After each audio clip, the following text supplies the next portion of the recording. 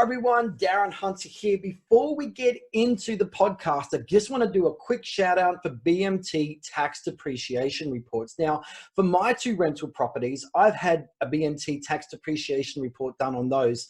And at tax time, I can get up to $25,000 worth of tax deductions. That's a lot of money. And for your property owners, would you believe a lot of them don't know the savings that they can be getting? And every rental property can still have some type of tax depreciation. So get in contact with the guys at BMT, talk to them about how you as a property manager and a property management agency can be serving your clients in Australia about getting the maximum tax deductions for their rental properties. Take care. Hi everyone, it is Darren Hunter here from Inspired Growth Training. I am with Dennis Yusuf and we have a special guest today. Hi, Sarah. How you going? Hi, guys. Good. Thank you for having me. Cool. And we've got a big show today. Sarah is a big hitter in the world of BDM. Sarah, we've had you on our radar for a long time. But before we get into some details, of course, this is the PM Growth Expert Show. You can listen to it on audio, on podcast shows, which is Spotify, Podbean, or on the iTunes podcast. Of course, you got this is the video podcast version. And just before we get into today, just want to give a big shout out to BMT Tax Depreciation. And what can I say? Of course, very pertinent for Australia. I know our Kiwis, unfortunately, are not allowed to get those amazing tax deductions with that. We are able to hear it in Australia. But what can I say?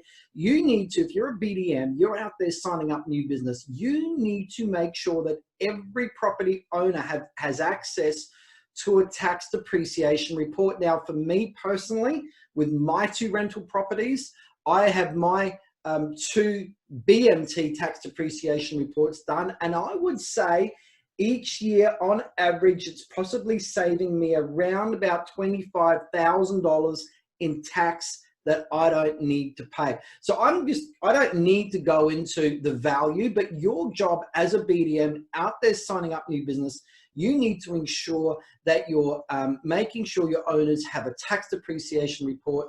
Get in contact with the people at BMT and they'll look after you there. But let's just move on now. And again, Sarah, really looking forward to today's session and just some amazing stats with Sarah. Now, Sarah started as a BDM in November 2018. She's based and works with Ray White Glen Waverley in Melbourne, in Victoria, which is, of course, a state here in Australia. But some good stats here. I actually asked you, Sarah, to tell me what's the average property numbers that you sign up or door numbers that you sign up each month. And you looked at me puzzled thinking, come on, just give me an average figure, you know, as in an off the cuff estimate was the context of what I was saying. And you went to your system and said, well, since July 2019, I've signed up 17.41. That's pretty good. But in that time, your biggest month is 26 properties. Your average rent is $550 a week. Now, for our Americans, that's $2,380. That's Australian a month. Amazing. And you've signed up this year alone, and we're now in mid-June, you've signed up 97 properties. Sarah, you are a big hitter and you've been in the job such a short time. I would even think that Dennis, and I think you've said, Dennis, you can't brag those stats at this time frame into your BDM career. Oh, no. Certainly Sarah did a lot better than what I did in her first year, if you looked at the comparable of the two. So obviously, she had a great coach and I didn't have a coach. So, that kind of helps. Very true. Very true. Look, I listed 67 properties in my first year, and I was doing leasing just like you were doing leasing as well, So as you know, there's a lot of work in doing both. So I had no idea what to do. I knew I wanted to be a BDM. And, I love that thrive to win the business. Now, Sarah, I'm going to strip it back. Okay, because the first time I met you is, I think we worked out it was 2017. I was doing a training day for one of the organisations down there in Melbourne. And it was the second day, but you didn't come on the first day. So it was like 3 months prior. And I remember during the break, it was the first break, I had this young girl come up to me, Darren, and she's like, why wasn't I here the first time? Is this the second time you've come? And I'm like, my back's to the wall thinking, hang on a minute, why am I getting in trouble here, right? You know, this is all about business growth. I should have been here on the first one. And I caught the passion. It was like, you know, floored me, right? And I went, this girl should be a BDM, you know, and, you know, and I've even got the very first photo we had together. And group photo, which was really cool. And it was this shy girl in the photo. But I tell you, once you get to meet Sarah and you start talking about real estate, that passion comes out. That passion to win, that passion to be the best. And it is hard to find, Darren. You know, we meet so many BDMs that they talk, right? They want it, But Sarah's she's the real deal. She's the prospector, and it's exciting. And I've got to say, you know, when she told me that she'd moved across to Ray White Glen Waverley, first thing it was, Dennis, I'm going to be calling you every day. I don't care. I'm going to do this. I'm going to do it. And I said, Sarah, you've got access to my phone. Go for it. And she did. You know, she would call and complain, and I would just say something. You'd see silence. Okay, you'd hear this silence, right? And then it'd be, okay, see you later, thanks, bang. And I was like, that was a quick phone call. You know? Yeah. But she took it on. That was the thing. It's about, you'd give the advice, you'd mentor her in something, she'd put it in place, you'd have a rant, you'd say something. And when I say a rant, it's a rant for the good. It's not a complaint. You know, it's a, oh my goodness, and I lost this business because of this. Okay, well, follow them up and say this. You know, and it was her process of learning, but it was that passion of hating the loss. Yeah. So, Sarah, why real estate? Why did you even get into real estate in the first place? Well, I love talking, first of all. I love meeting people. So for me, it was a chance to really meet people, which in real estate, we get to meet people every day, and to be involved in a community. I think it's amazing. You work in your area, you get to know everyone that also works in that area, lives in that area. It's something really special to work in a community environment and, yeah, meet new people all the time. That's what I love about. What did you do before real estate? I was in retail, so I used to manage a menswear store. Oh. And I had the team underneath me, and it was just time for a challenge. Okay, so that's why you judge me with the clothes that I wear, right? Now I understand. No judgment. That's awesome. I never knew that, Sarah. Well done.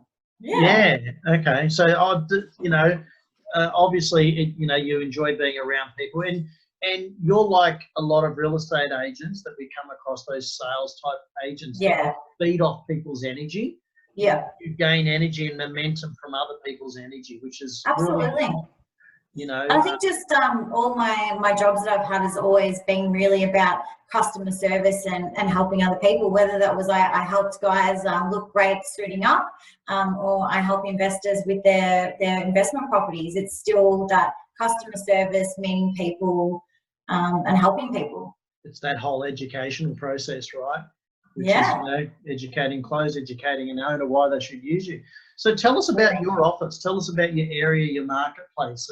You know, if you've got a lot of reluctant landlords, like those owners that fell into, you know, house couldn't sell, going to decided to put a rental tenant in it, or was it, you know, like how's your market and your office? Yeah, our marketplace is really good. So we specialise in the southeast suburbs in Melbourne and the Monash area. It's a very attractive area for investors. We deal with luxury homes to apartments. The rent can vary quite substantially depending on if it's in a school zone or, you know, whereabouts in particular in the suburb it is located, especially in Glen Waverley. Prices can vary quite dramatically depending on where it is located in Glenwaverley. So yeah, it's a really great area. It's quite diverse, but yeah, massive investment area. Okay, so you get a lot of people outside of your area buying investment properties in the Glenwaverley area. We get a lot of, I suppose, rent investors as well. So we've got, you know, tenants that are even landlords of ours, because the schools that are around us, they're well-known schools. So I feel like that is attractive to have an investment property that you'll be able to get a good rental return based on the location. Awesome, excellent. Yeah. So now earlier we mentioned that, you know, in your first year you're doing leasing and BDM, and now how exciting is it that you're now going to be able to focus purely on BDMing? Because some awesome news, your office is in the process of putting someone in place to help you. Yes, so exciting. It's really exciting. That's really exciting. So, you know, congratulations. Now, you've done really well in your first year. You listed over 200 properties. That is phenomenal. I did. That is phenomenal. So massive congratulations for that. So, thank you. And this year through COVID, your numbers never slowed down. No, they've been really good. Like last month, I still listed 23 properties during a pandemic. Not bad. No, not bad. And I suppose the difference between you and a lot of agencies out there, you know, you're doing the online presence, you're doing the social media, you're doing the videos, you know, you're out there, you know, pushing yourself, you're making the phone calls. So all of the things where your standard office has struggled with, and they're not doing the prospecting, you're doing. You are, you know, Ray White's obviously a great brand, and they've gone out there, they're promoting you, and you're on top of just having those standard posts. You're doing your own thing and adding your special touch to it. So you're becoming that market leader, which is absolutely phenomenal. You know, thanks. How many properties have you listed so far this year? 97. Well done. That's brilliant. You know, that is absolutely awesome. So that's a huge, you know, tick in a lot of people's minds that, you know, you have been, you know, jumping on and doing it. Now, you know, how did you feel the very first time that I said to you, Sarah, you need to do videos? No, Dennis, right? What was it? Yeah, you gave me a bit of attitude, told me no. Oh, yeah, I was definitely skeptical. Yeah, of course you're skeptical, right? How can you remember how you practiced and how you got used to talking to the camera, talking to the phone? Snapchat. So I challenged Sarah, Darren. I said, I want a video from you every day for the next 2 weeks. Yeah, doesn't matter what it is, whatever you want, just one video every day. Sometimes she'd have a coffee in her hand. She was outside. She was in the coffee shop, whatever. Dennis, I'm doing this. And now, what's really funny is when I see your Instagram stories or your Facebook stories, I see the same videos as what you did. It was perfect practice for you. And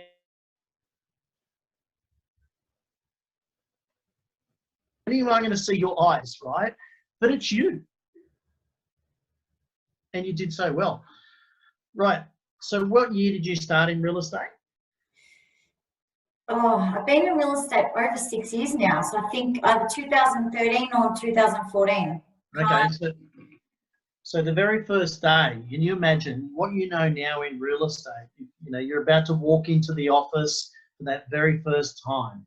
You know, do you remember that feeling of nerves of, wow, I'm getting into real estate? Oh, definitely. And as you're about to open the door and you're about to go in, someone taps you on the shoulder, you turn around and it's Sarah today. And what does Sarah today tell Sarah in 2013, 2014? What advice do you give yourself? Don't take anything personally, especially in property management. Do not take anything personally. But also just to have belief in yourself and especially in your abilities. And I think as well, continue to learn and challenge yourself. It definitely helps, and get a good mindset as well. Yeah, that's really important. Property management can be really hard, and we deal with a lot of different things every day. So I think it's just to, yeah, really keep a really good mindset and continue to learn and grow, and that's what my main thing would be. And yeah, don't take anything personally. Yeah, continue. Because I used to. It took me a while to get used to that. It's not, the tenants aren't having a go at you, or your landlord isn't having a go at you. It's just, it's your job, and that's part of the job. But we all get there and we get through it at the end of the day. So yeah, that's what my advice would be. Darren, that's some sound advice, not taking it personally. I mean, you know, we've been in the industry for how many years? I mean, Sarah's been in the industry just, you know, just as long as myself, and you've been in the industry a long time. You know, we speak to people that have been in the industry for, you know, 30 years, and we still struggle to take things personally, right? Well, it's still, you know. I think it's good to say, hey, don't take things personally, but we still do. And I know why, because the job requires more than your 100%. It requires your whole focus, your whole passion, and your whole heart. You have to be 100% sold out in this to do well. There are other jobs out there where you can literally rock up to work with only half a brain and half a sleep, and you'll be fine. But in property management, you can't.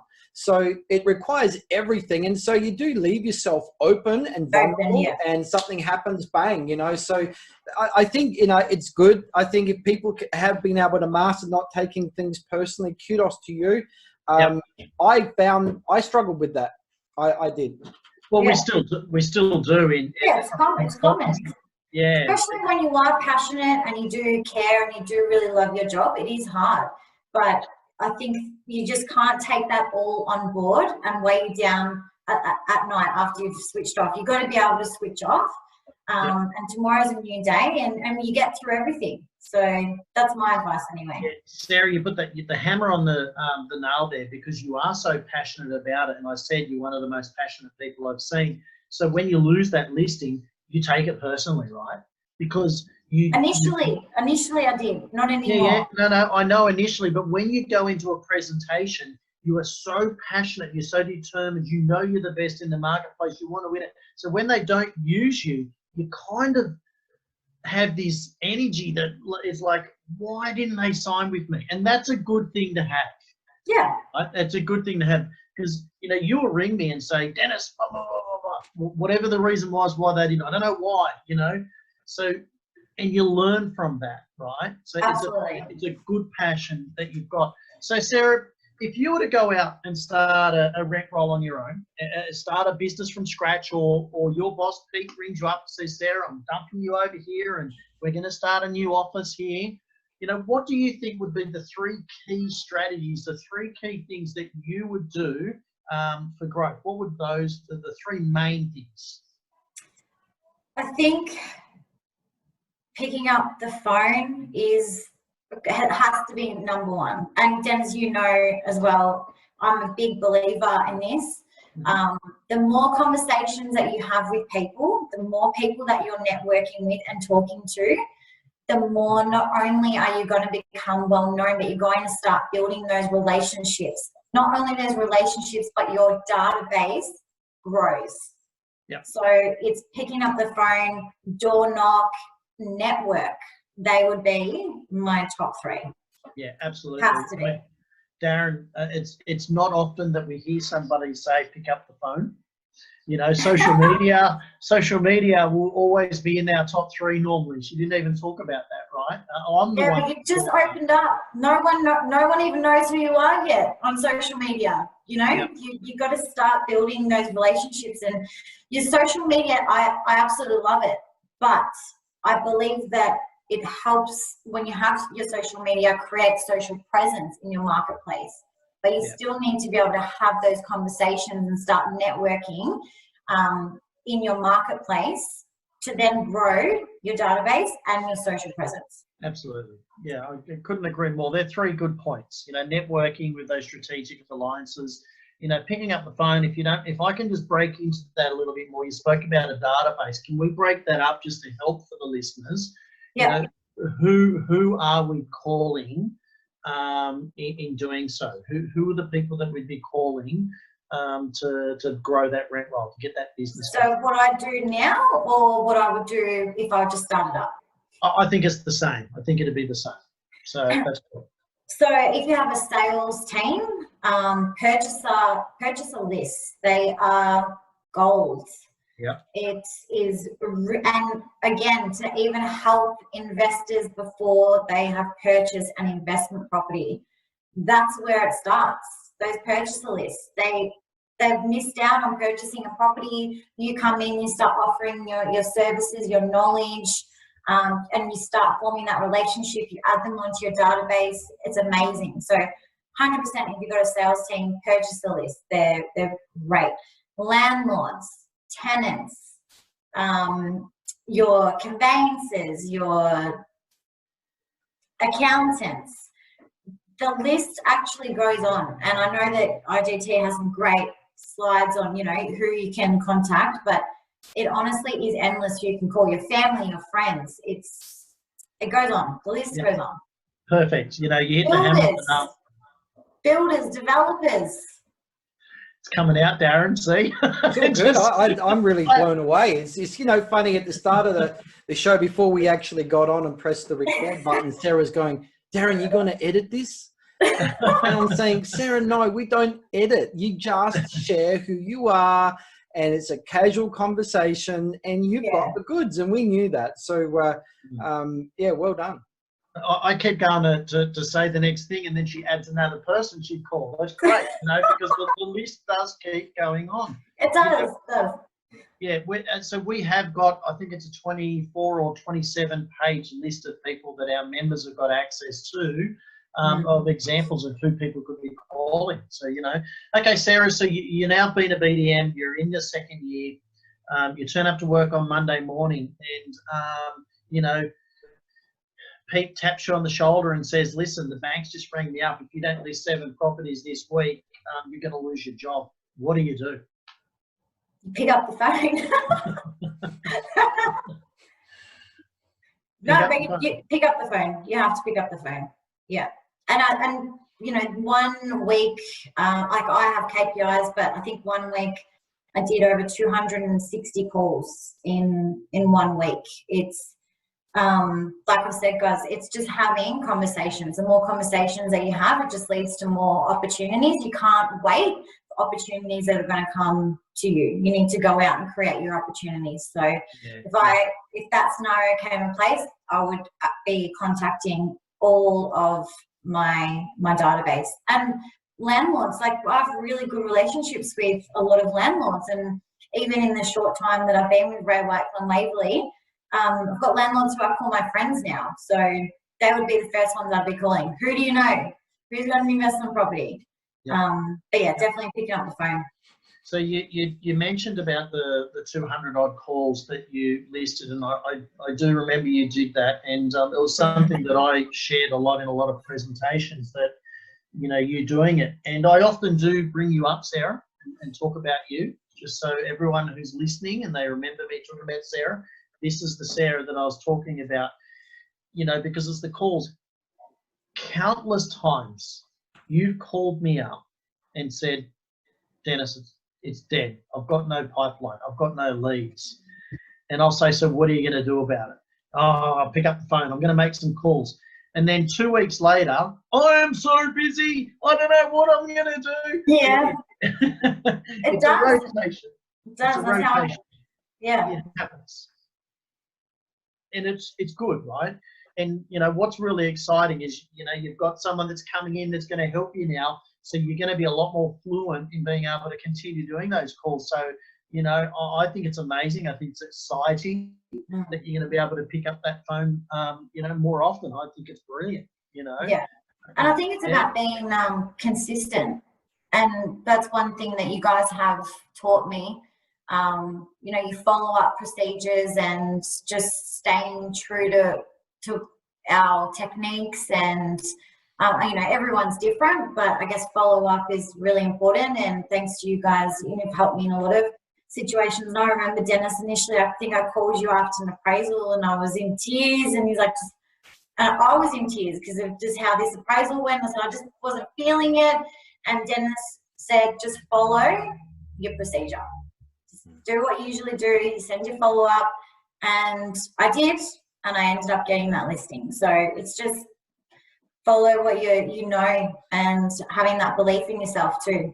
I'm going to just jump in here, Sarah. One of the things that you're hungry to learn, and you're hungry to learn more, move up to the next level. One of the things that I've have watched you with is, Dennis, with our IGT exclusive membership, with our webinars we're doing at the moment, like every 2 weeks. We're at the moment going through our series of Grow, Influence, Dominate, and how to grow, you know, in these times. And Sarah, your name regularly comes up in that webinar. You're there, you know, you're partaking, you're watching, you're learning. You haven't just gone, well, I know it all. You're always soaking up our coaching and our teaching, and you're implementing it. And now you're getting all these results. And Dennis, I just wish everyone that that attends our training, or you know, watches our webinars, actually went and implemented, because they'd be blown away at the results I get. Yeah. Absolutely. Not only does Sarah get involved in the training and do it and continually to chase us, right? We can't help if people don't call us, right? We don't know to help a person unless they reach out. And Sarah's not scared to call the coach, right?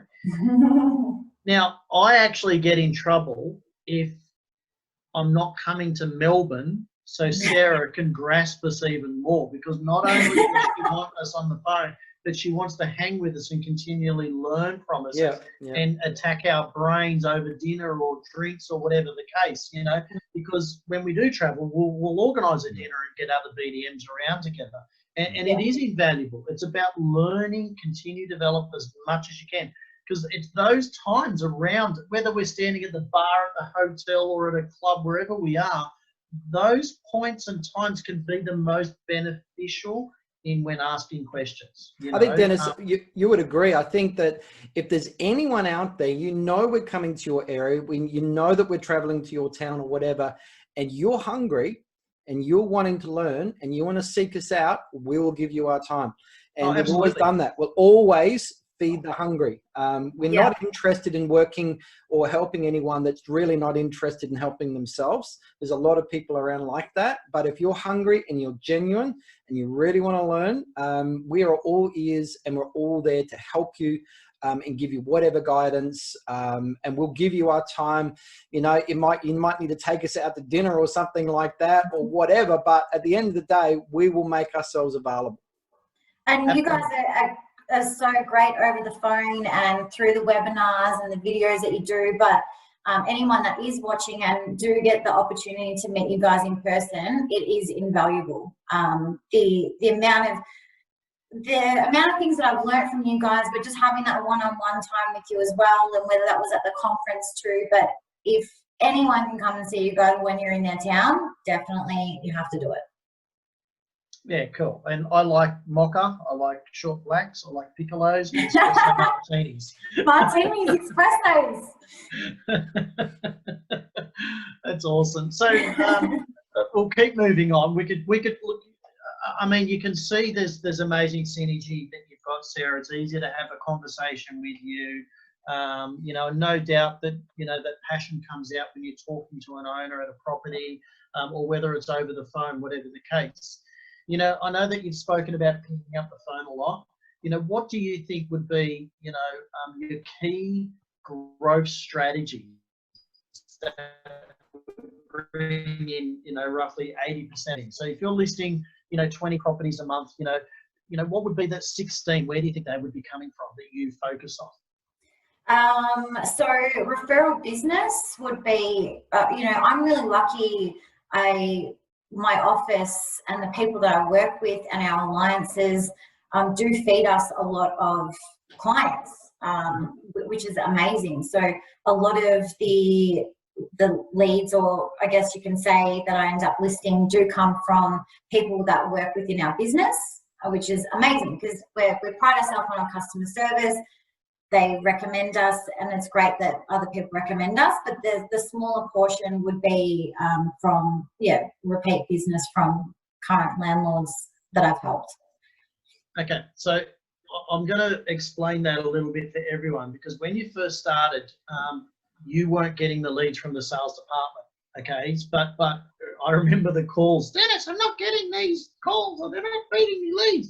It took you to build relationships with these people before they gained trust in you. You didn't rely on them. You kept on chasing them, hounding them, calling them, meeting them. That's the key. Even though it's under the same umbrella, you still had to build those relationships with them. Yeah. Okay, so I don't want people listening thinking it was as easy as how you've explained it. It's become easy for you now because you created those relationships.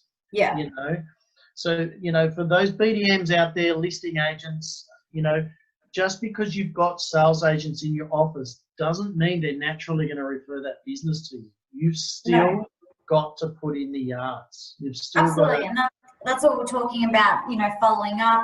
We've got IRE, BDM. My first listing with Rowan Waverley was through IRE BDM, and I ended up getting 12 properties through this one landlord from IRE BDM. So it is, building those relationships and having more conversations with people.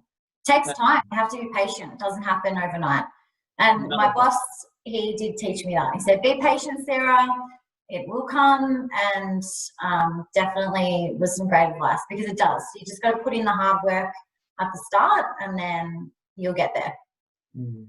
Yeah, perfect. That's good. So what do you think, you know, is the, you know, your key point of difference? You know, that, you know, I know that you're part of the franchise group, you know, but what would you say is the key point of difference that makes your office stand out from the rest? I can't really pinpoint to one. However, I would say that it's me.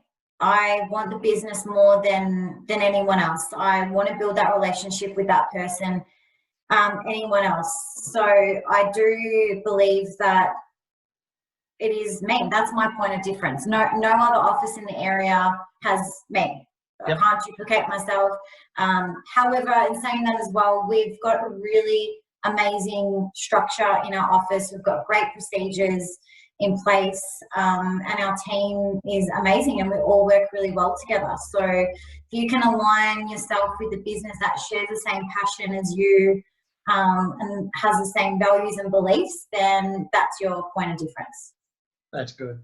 You know, I mean, like I said earlier, no doubt that when people meet you, they see that passion. They see that, you know, you're, you know, you stay in contact with these owners until the tenant is being put into the property, which is great, you know, as well. You know, it's a good point of difference on its own. So well done. And the follow-ups is a massive key, you know. Yeah. As much as that we may have said to you, you know, do it, you did it. You know, so many people go to training and they don't implement. You know, like going to a conference as an example, Sarah, you know, it's not like a concert. You know, you go to a music concert, Darren, you know, when you're in LA earlier this year, because you went to LA and Dennis stayed in Australia. It was last year, Dennis. Do it. October last year. No, you went to a conference this year, right? Oh, conference. So you're talking about LA concert, conference this year, yes. No, but you went to a concert, right? Mm-hmm. Now, that concert you went to, you got excited. You loved it. You went, okay, but there was nothing to implement, right? You came home and you liked it. I remember you shared the experience with us. Whereas a conference you go to, yes, you get the buzz like a concert because you're meeting like-minded people, you're meeting the speakers, but the secret is actually implementing when you go back. And you'd be pleased to know I was actually going through all my notes from that conference just the other day, going through it again, because I wrote all my notes out into a big business plan, and that plan is constantly in my face with what needs to get done. But you're right, without, you know, there's no use going to these events. And Dennis, you know, I get a bit antsy in Inspired Growth Training. If we're talking about individually going to conferences, it's not about going to the conference. What are you going to do about it when you get back, and what's going to be implemented into the business? Because the last thing I want to know is our business funding us going to learning, and we do nothing because we get too busy when we get back. And, always got to implement. Absolutely. Darren, I better let you ask some questions. Well, okay. I think it's fair to say, Sarah, you've got the strategy that most of the people that you would sit in front of at a listing presentation, you've already built the trust with, correct? Yeah. Yep. And so, but you would from time to time be in front of people that would be a cold lead or anything like that, that perhaps haven't had the relationship build up that you've had. I would assume that would be the case. And but anyway, it doesn't matter, even if it's a really good owner that you've built trust with and you got the warm and fuzzies going, people still like to do what I call the dance. They want to, you're in real estate. I can't go down to McDonald's and bargain on a Big Mac, and I can't go down to Kmart and bargain on a t-shirt, but you're in real estate. So let's dance and let's have some fun. So we're going to negotiate. That's their attitude. So when they come in and say, okay, Sarah, if you can match your management fee with the other agent down the road, what's your comeback? What's your response to that to be able to get full fees? So there's never the same response. It'll never be the same response. One, you're dealing with different people all the time. But I believe that if you believe in yourself and your worth and your company, then you're not going to negotiate your fees. And we talk about this all the time, guys, anyway. If you truly believe in your office and your abilities and what you do as an office, you won't negotiate your fees because you value your worth and you want to provide the best service to your clients. But generally, if someone would say to me to match the fees, I would ask them, if fees were the same, so if they charge the same as me or I charge the same as them, who would be your preferred agent? And see what they say. Well done. Most of the time, they would say me. Then you would say, well, I think that I'm worth the whatever dollar amount it is, and break it down for that landlord. Because if I'm the preferred agent and they're just trying to negotiate over $4 or whatever it might be a week, you break it down to them and you explain to them why it is that we charge what we charge. So I think it's fair to say then that if you get the response of the other agent is cheaper, you're obviously going to be breaking it and using it and spinning it the same sort of way. Would you use that same method? Yeah, and it's just going back to what we do. I'm sure majority of BDMs would know what other agents are doing in the area. Well, you know, my job is to be able to know what other real estate agents are doing, and we're really proud of what we have achieved at our office in terms of our structures and procedures and technology that we've implemented as well. So it's really knowing your worth and showing landlords why you charge what you charge.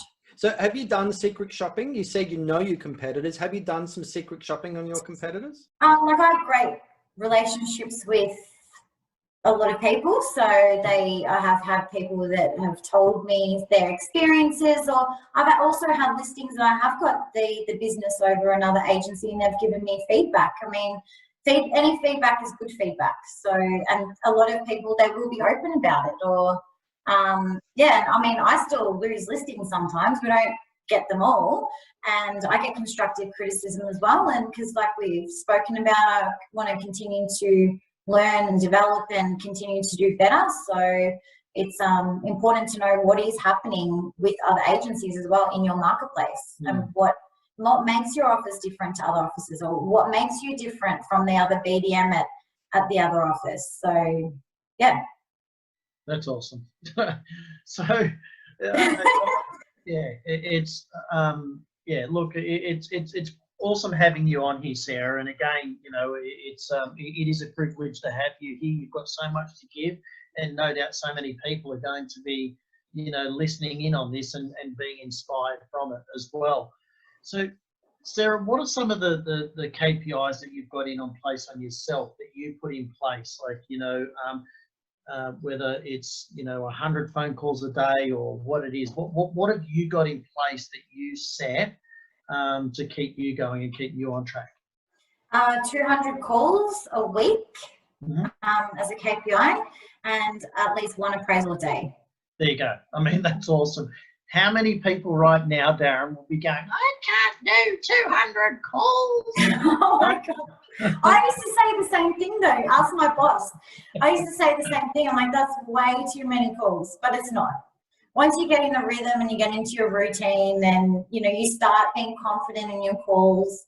just comes naturally. Is that 200 calls of people you've spoken to, or is that just 200 calls, the fact that a lot of people you couldn't get hold of left messages with? What? Just anyone.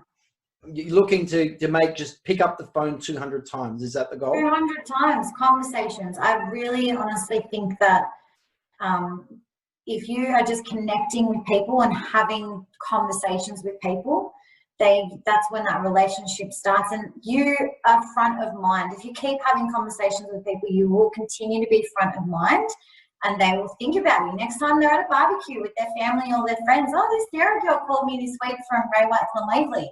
It's just those little things that they do add up. Yeah, that's awesome. So, Sarah, something that we haven't brought up, you were actually a finalist for our BDM award at the conference last year at Inspired Growth Training 2019. I was. Yeah, so which is really exciting. Well, I've got to say, one of my favourite photos is when our photographer snapped us taking a photo. I remember seeing that. Yeah, that was good. That was a good picture. Yeah, it was awesome. So,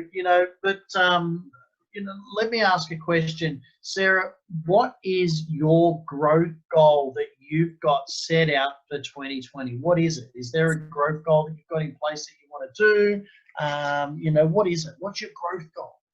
So I've got a few, because I don't just have one goal, I have a few. One of them was to help 300 landlords this year. That was a goal that I did have set for myself. Awesome. Also to become more connected with my database. So my database is, I suppose, like, my baby. I, will want to continue to build those relationships with my database that I have.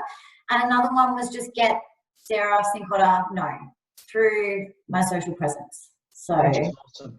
Can we add something to that, Sarah? Because I've got to say, hey, you did already send me a goal last month to do a video every day, and I'm pretty sure I nailed that. You did nail it. You did really well. We also set you a challenge to tag IGT in some posts, which you also did. I also did. You came so close to winning it. It was like an hour. It was like I even messaged you saying who's the winner. Yeah, we held off on that one, but Joe Natoli actually won that one. Amazing. Now, I've got something else to share. It's actually a goal that you set, and you did set it last year, and you've achieved it this year already. I did? Where do you live now? Oh, I bought my own house. Well, I had two goals actually. They were personal goals. I had two goals this year.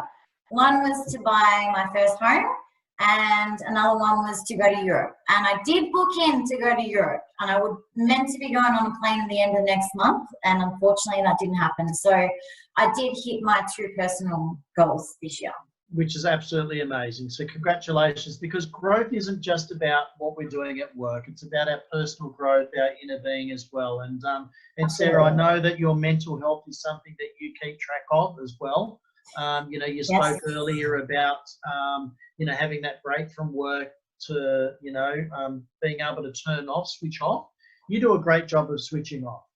Obviously we've become friends. Okay. So I see, your personal posts, etc. I often comment on it, and I think it's great that you have that the outage outside of it, which is good. So well done on that.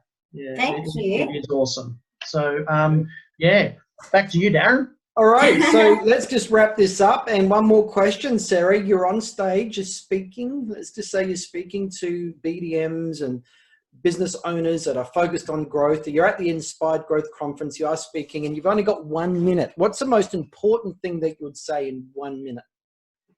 To other BDMs? Yeah, other people that want to grow. What's the most important thing you'd say to them? Definitely get in line with an office that shares the same vision as you and the same beliefs. Really important. Like, I have a really good relationship with my team and my boss who share the same vision that I do and want to support me personally in my growth and professionally in my growth. So I think that's really important, to surround yourself in an environment that's going to help you as well to be able to be the best you can be in your career, and just to be confident in your abilities. You know, we all have our strengths and weaknesses, but I think you need to really focus on the good, and that you're helping so many people. And I think that's what makes me so passionate is I remember every day that I'm helping someone. I'm helping an investor with their investment property. That's, for me, that's why I love my job. It's helping people every day. So if you can be passionate about that and get out of bed in the morning and go, today I'm going to be helping someone, that's amazing. That's awesome. That is a great strength to have. It is. Let's wrap this up. Thank you. And Sarah, you've given me your email address for anyone that does want to ask any questions or anything like that. You can email Sarah at sarah.cincotta at raywhite.com. I got that right. And Sarah, SARAH. Cincotta is CINCOTTA at raywhite.com, or just get involved with our group. We've got Sarah, we've got many people like Sarah who are really keen to grow. We've got star BDMs in the inner circle. So go to the IGT Inspired Growth Training Facebook page, join group, or just go to the IGT Inner Circle Facebook group. There are 3 questions you must ask. If you don't answer the 3 questions, unfortunately, you cannot pass. But Dennis will not let you in. Dennis will boot you out. But because we're very protective of who we let in the group. We do have the odd wolf that may try and get their way in or have other motives. We must know where you're from. We can check on your profile. We can see who you're working for. We know that you're the real deal, and in you come and be part of our quality community for people interested in property management and growth. So, Sarah, that was one of our best podcasts that we've ever done. We knew that would happen with you. You're certainly one of the best BDM operators we've ever come across. And hence why you're on the show today. So thank you so much for your expertise. Your attitude is awesome. Your giving is wonderful. And we just want to say thank you very much. Thank you guys so much. No problem, Sarah. Again, amazing having you on here, and thank you for your time. And you know, those nerves that you had at the beginning of the, before we hit record, where are they now? Like, you just what nerves? I didn't have nerves. Awesome work. Okay, thank you very much, Sarah. Thanks, everyone. Thanks, Sarah. Thanks, guys. Take care. Bye. Bye.